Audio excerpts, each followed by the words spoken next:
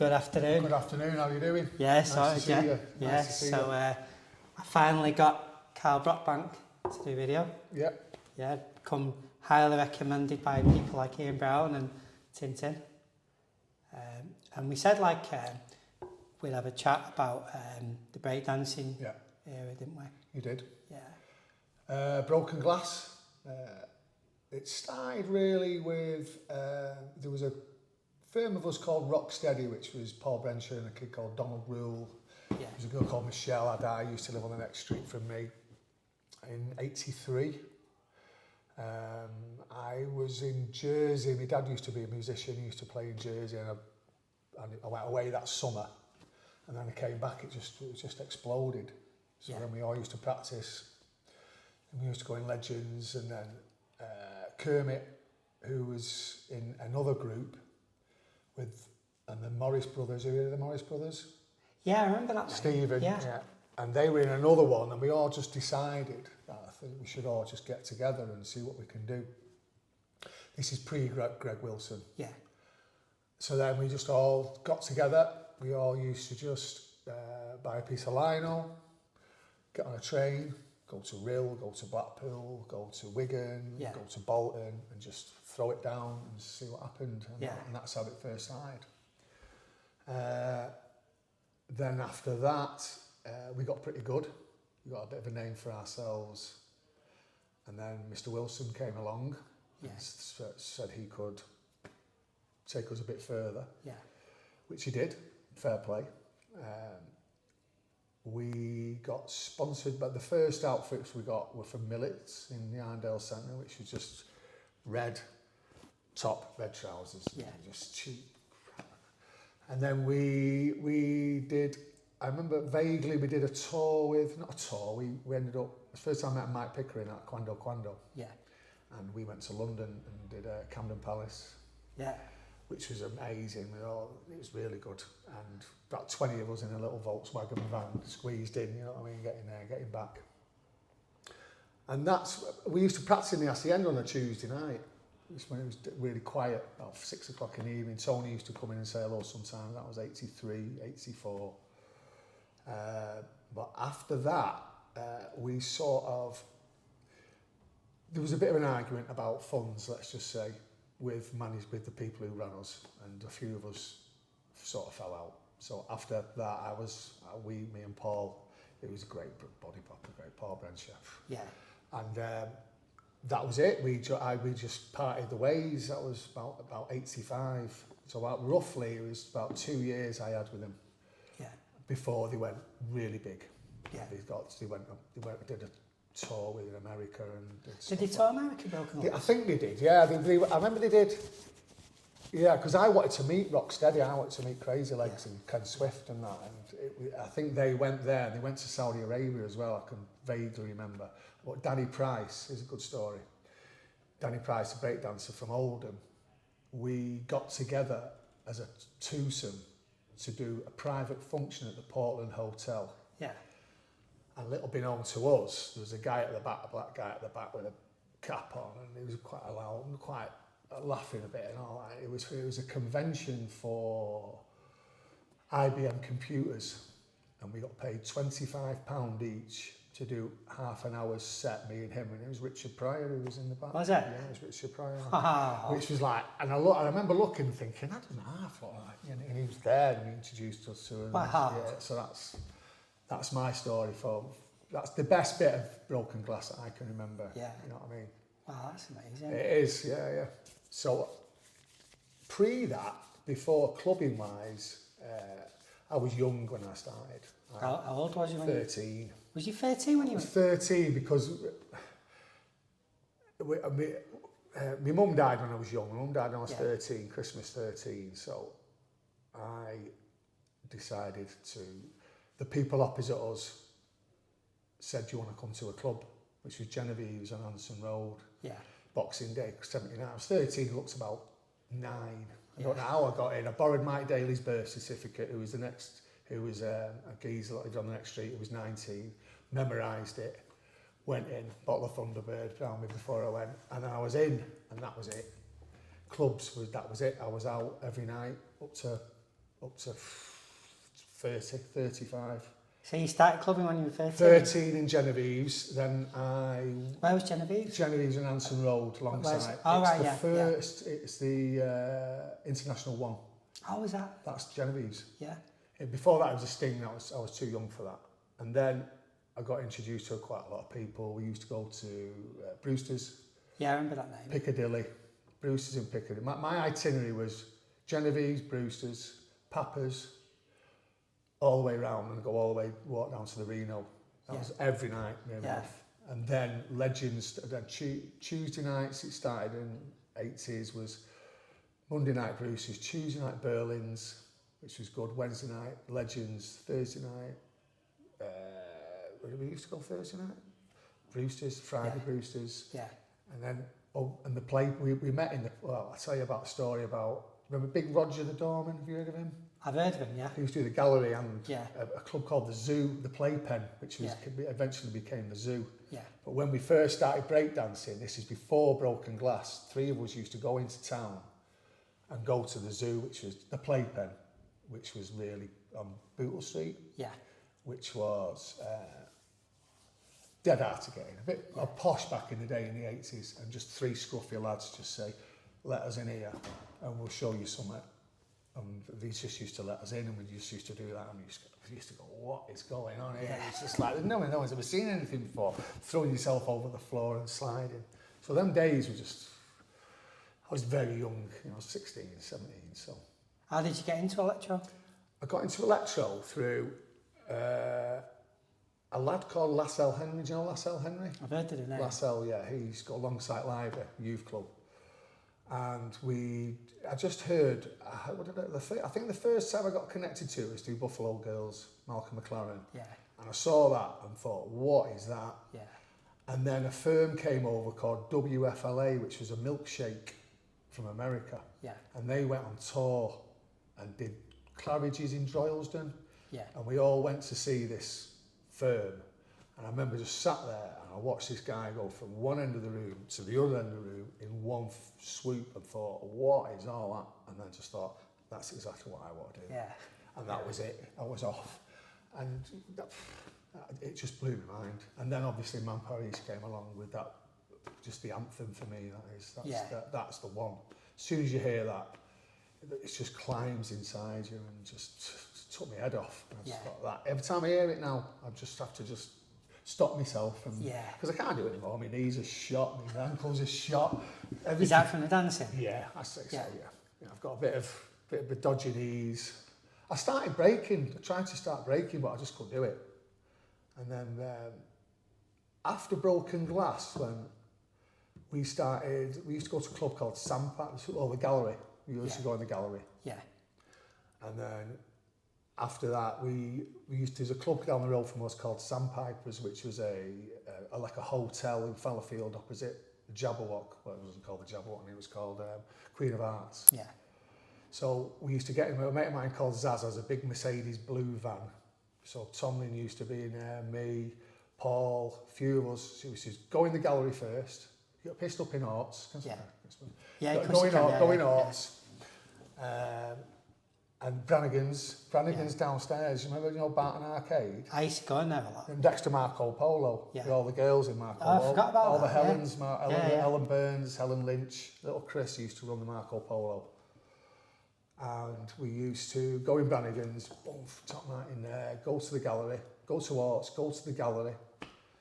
And then we decide about 12:30, right, we'll go to Sandpipers, but you had to wear shoes and slacks. So you take your trousers off in Zaz's van, get your Farrah slacks on, get your shoes on, pair of trainers down there, into Fallowfield, into the club, into Sandpipers, do a bit of whatever you're doing, come back out again and back to the Gallery, changing. And you get Tomlin in the back, we used to get him in the back, swinging in the back with, getting at it, be all over the place. So that's why I want him to come down really, to have a chat. Yeah. But, it is what it is. Tomlin, we need you on. But I know we need you on, Tomlin. Sort it. Pre-jam MCs, man. You know what I mean? What was Legends like? Legends was pumping. It was a Wednesday night, and there used to be a queue round the block. And you just used to get, because we were not, I wouldn't say we weren't famous, but it was all fusion nights before, just as it was coming together with breakdancing and there were fusion dancers. There was Kermit and Ricky Tay. This Ricky Tay was unbelievable. Daystalkers, Creps, well, one of them shoes, and like the crepe shoes, and the moves they used to do was just insane, you know what I mean? And that's when it sort of, breakdancing, body popping sort of took over that, and that's when we all got together. I can't put it on what year it was. It must have been 84, 83, 84. Yeah. And that's when we all got to, I think we might have been in Legends when we actually said, listen man, we should just see what we can do here. We had no idea. It was, you know, let's see how good we are. I used to teach it at Strawberry Studios. Did you? Yeah. Which was really mad. It's like, me and Paul used to get them in a row and say, right, 1, 2, 3, 4, 5, 6, 7, charge them a tenner, and put the pub, and come back an hour later and go, right, see you next week. And ironically, there's a DJ called Richard, American Richard, who used to DJ in Applejacks. Yeah. And we used to go in there as well. That's another story as well. Richfield's, all them clubs were just borderline before he started. Yeah. So Rebecca's, Hort's, Ronnie's, Rebecca's, Manhattan, there was a Manhattan Heights in Blackburn we used to go to. Yeah. Strawberries, which was part of Brewster's, I believe, that Glenn Stevens used to have. So all that, it sort of all gelled. So I'm gelling it all into one, but there was, within a space of 4 years, it changed so much from coming out of disco, coming into funk, coming into electro, coming into dance music, was all happened in 5 years. Yeah. And so you didn't know whether you were coming or going, but it was what a magic time. And then obviously you thought, it doesn't get any better than this. And then obviously, well, you know, Tel Aviv, man, the rest is history, as you know, it was just went nuts. But it's all got almost forgotten about with the rave era. Yeah. Like everything that led up to it. Well, people seem to, you know, because you've asked me to do this a couple of times, and I said no because I thought everybody knows about the ass. Everybody knows about rave, acid house. We started in Legends, really. The first, you used to play Yaz. The Only Way Is Up. Yeah. I mean, Jeff the Chef, like that, you know. But you know, you used to do, it was just proper pills were around. Can I say that? Yeah, proper, the New Yorkers, you know. Right, the New Yorkers and the Cali, New Yorkers, man. You know, not a lot of people know about this, but New Yorkers were that was it. Yeah. That changed me in half an hour. Yeah. You know, I got my first one I had was in not Ronnie's, behind Kendall's. Ooh, what's the club called? It was a bar behind Kendall's. Can't remember the name of it. Off a mate of mine, Tim. Tall Tim. Yeah. He says, I'm half of one of them. But I was barred from Hacienda because I was in the gallery one night and Tomlin had come down. We used to go to the World Mixing Championships and they used to hold them at the Ass. Yeah. And he'd come down one night and was playing pool in the gallery and he'd come down and he said, I've had a bit of trouble on the door, you know what I mean? So I said, right, a couple of us went. So I went with him and we stood at the door and Tomlin's giving grief to the doorman and all that and someone come from behind and whacked me in the face, you know what I mean? And so we got barred. So I was barred from the Ass when it first hit. Yeah. So I used to go to Applejacks and Mitchfield's and, you know, everyone would go like that and everyone would be on the shirt and ties and they'd be like that. Like, wow, what's going on here? And then Tim went, no, he came actually down to me in Applejacks and said, right, and got me out of there and said, come on, hot night. Yeah. Let's go. I said, I'm bad. He said, you're not, come on, we'll come. So me and him walked in. I just remember walking in and it was, when that curtain, the last time I was in there was when it was freezing cold on a Friday night when you and Clark used to DJ on the funk night, you know what I mean? It's at the Hacienda. What do you want to go there for? It just, so you can't help but drive towards that main. Yeah. You can't help yourself, you know what I mean? I can't anyway, because I was speaking to my sister yesterday and she said, but there is the pre-Hacienda, which is what I went through, you know, like, but it was just a mishmash of no drugs. It was dance music, bit of weed, maybe a dab of pink champagne, bit of whiz, and that was it. There was no, it was pure music, it was just DJs, records, going in spinning, wagging school, going in spinning, all day waiting for the white label to come in. Kev Edwards, a guy called Phil. I want to do one with Kev Edwards. Got to do one with Kev Edwards. Yeah. And Richard Serling used to work in there, and a guy called Phil. Did Richard Serling? Yeah, I'm sure he worked in spinning, yeah. He had Expansion Records, didn't he? That's right, yeah. So I used to go in there and wait for white label copies of High Noon, Two Sisters, and Kid and Play, and you know, and grow up like that, and get home, and you go, whoa, listening, and then you get you on the phone, well, not on the phone, on a normal phone, and then you know, all my mates just come around, we used to practice, and then I was the first one to cut the sidewalk at Wigan Pier. I've learnt that move that I saw from WFLA, learnt it, and did it in a challenge in this, gets these Wigan lads back in the day. But we're just kids, you know, it's just a long time ago. It's like you're saying it, like we said we'd do it on Electro, but it's very hard not to talk about like this. It's really difficult. It sort of just... because dance music, because Electro sort of, you know, when Father Jack Master Funk came in, and, you know, Colonel Abrams, and it just changed, and then that beat you know, the house music beat was there, and then it all comes from house music comes from funk, doesn't it? It comes from dance music. Electro is part and parcel of everything. Kraftwerk were the first ones, and New Order, and when you first heard Blue Monday, it's like, so that about who New Order, you know what I mean? It's like, and then you, but before '83, New Order would be that True Fate. I'd never heard it. I sort of heard of them, but wasn't interested in any of that. Nothing Mancunian bands. It was just funk, soul, and black music, basically. You know, from America. House music, like I remember, like when I was going in spinning, because my route was like hip hop, and it just sounded like a ridiculous name, and I didn't think it'd last, and I didn't realise it was being played in clubs. So we just used to buy the music. I think the first one I bought was The Children, and I think that might have been Adonis.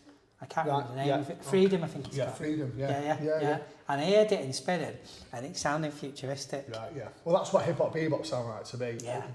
Because, you know, someone said if you use one record you could play on a best sound system in the world, what would it be? But just the beginning, the raw, it blew my mind, man.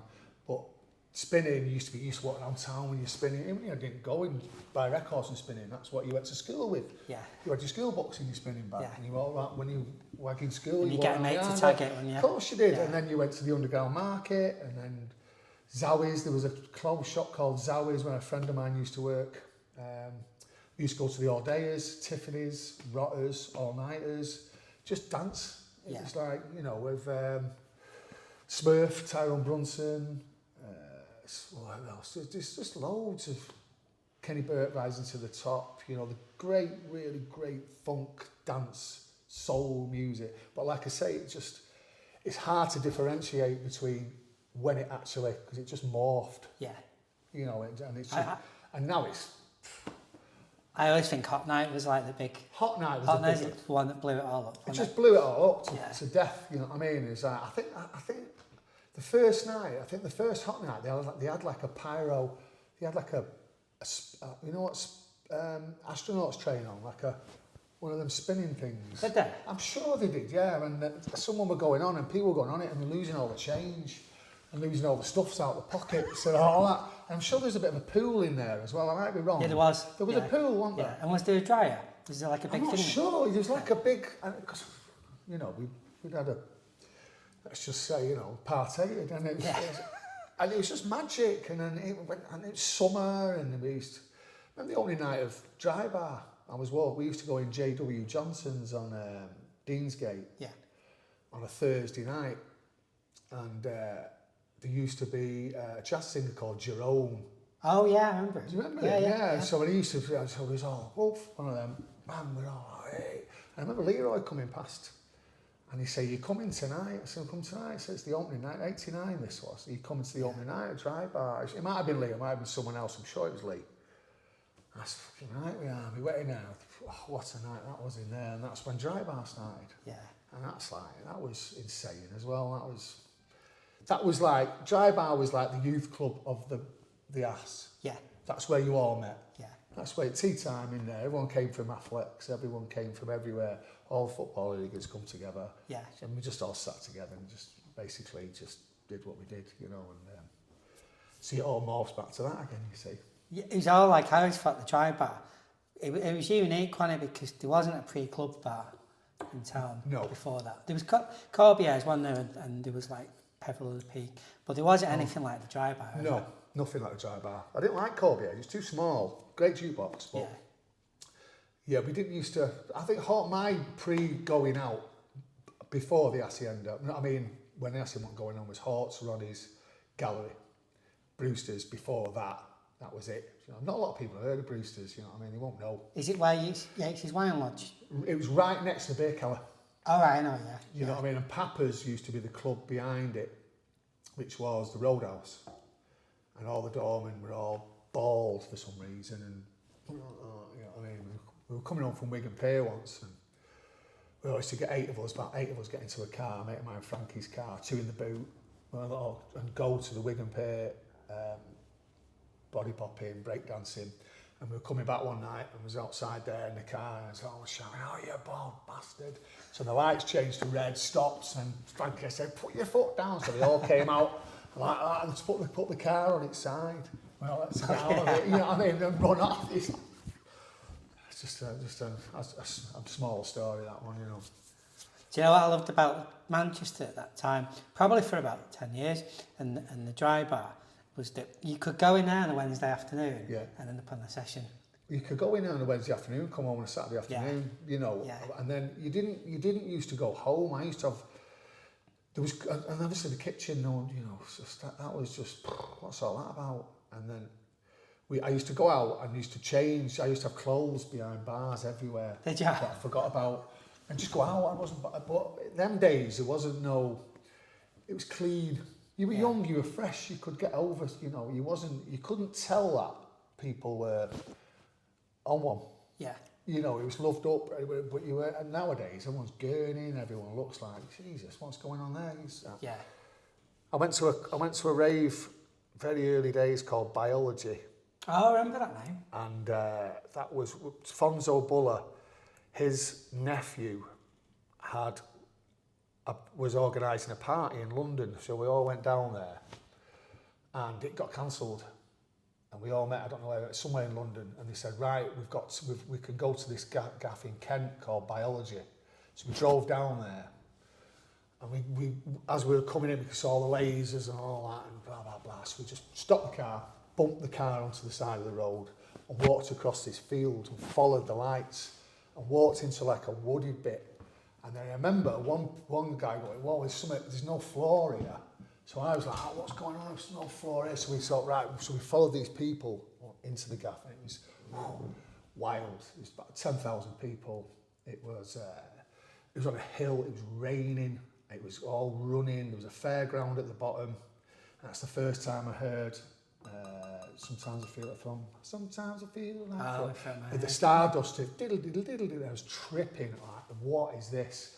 So in the morning, when the sun come up, it's the first time I've experienced gurning. Yeah. And London did it different. London did it hardcore, man. People's bits of faces were missing. I swear, man, there was these 2 twins, right, with lollipops in their mouth and umbrellas, dressed as Tweedledum and Tweedledum. Shit it, right? So we're all huddled together on this little piece of dry, like a bit of lino. Not scared, but thinking, what is this? 2 farmers like that on the fence, like looking at us, going with a piece of straw, going, what's going on here? So when we decided to walk back, right, we found out why there was no floor. It was a 100-foot drop into a ravine. Wow. So we followed this thing round. We actually saw where we were, because remember this little like divot fence, and I thought if we'd have gone half a foot, we'd all gone like that, all the way down. God, that's insane. So we never went to London. We thought that's a bit. It was too hard. It was too taking 4s and 5s, and you didn't need to, man. That's not what you're doing, you know. Yeah. See, more back to. Yeah. Can't help it, sorry. Why does Ian Brown call you Lion? Me lion. It's just a saying, isn't it? It's Rasta saying it. Me Oh, lion. is that Yeah. Yeah. He used to call me Jesus. I used to have big low hair, a big beard. You know what I mean? And You had a like long hair. oh, and beard? full eyes. I used to have hair down to there. Is that in the Rave era? Or? Yeah. Before that, it was like that beard, and I cut it all off. Me and my mate Kim Merritt. Do you know Kim? No, Kim. No. Yeah. Me and my mate Kim went to Ibiza in '94. We had about 100 quid each, one-way ticket. Went to south of Spain. We got a boat from Valencia over to Ibiza. Blah blah blah. We got in every club because we knew every DJ. And it was really hot. Obviously, it's dead hot, so I just went like that, cut it off. Shaved my head, got fucking sunstroke. I was in bed for 3 days with blisters all over my head, throwing up, but kept the hair right, wrapped in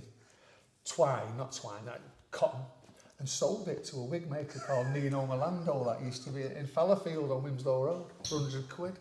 But it always in my wardrobe for about 5 years. It's like, I come back and I was going, well, where have you been? Alcatraz? You've been terrible about what's going on. It's just some bad days, mate, I tell you. It's, me and Kim had it right off. We did the Mondays did, oh God, they filmed it opposite the old BBC underneath the motorway. Pissing down with rain and we all had prison uniforms on. We played football side to side. We did it. But I didn't end up in it. Lazy-itis. That's right. Yeah. We all had Strange Way shirts on. And we took the Strange Way shirts and sold them in the ass for 20 quid each. Did you? Yeah. And that was, and then we did what they call Black Grape. Yeah. I remember all meeting outside Dry Bar, the Black Grape video that was filmed in I think it was Newton Heath in North Manchester somewhere, Reverend Black Grape. It's just them days. Are you in that video? Just a little bit, because we just, I Wrote for Luck was filmed in Legends. Yeah. And I wouldn't go on the floor. I just wouldn't do it, you know what I mean? But you can see the little Donna and all that lot on the Eric Barker with his whistle and his hat on going along and all. That was a good day as well. Yeah. See, the morphs back to that again. Yeah, I know, yeah. Mad, innit? Yeah. So, you know, that's just I think I've got a bit of clubbing DNA in my life because my mum and dad met in Ritz. My mum was a cigarette seller and my dad was a big band musician. He was a trumpet player. Was he? Yeah, he was with the Sid Lawrence Orchestra. Was it? Yeah, it's like trumpet with them for years and years. But he used to play with a band called Joe Loss in the 60s. And that's where he met my mum. Yeah. And that's where I was born in Rusholme, opposite Platt Park. So I think clubs is really my way of life, you know what I mean? It's like, but I just don't bother anymore now. It's all done. I remember someone saying to me when I was 18, 19, you're going to be burnt out by 25. And when did you burn out? About 45. Yeah. 45. Yeah. I just went out and just out all the time. And now I'm retired. Yeah. Let's just say. So I think that's a natural part to end it. And put you on the spot. I always like to end with a favourite track. So I think I know what you're going to say. Yeah. Man Paris all day long for me. Which one though? Hip hop, bebop. Yeah. All day long. Yeah. I mean, for that, when I heard it, Buffalo Girls for visual. Yeah. Wild Style Film for a film. Yeah. But that everything about that record to me, it just epitomises. Yeah. That era. Yeah. And now.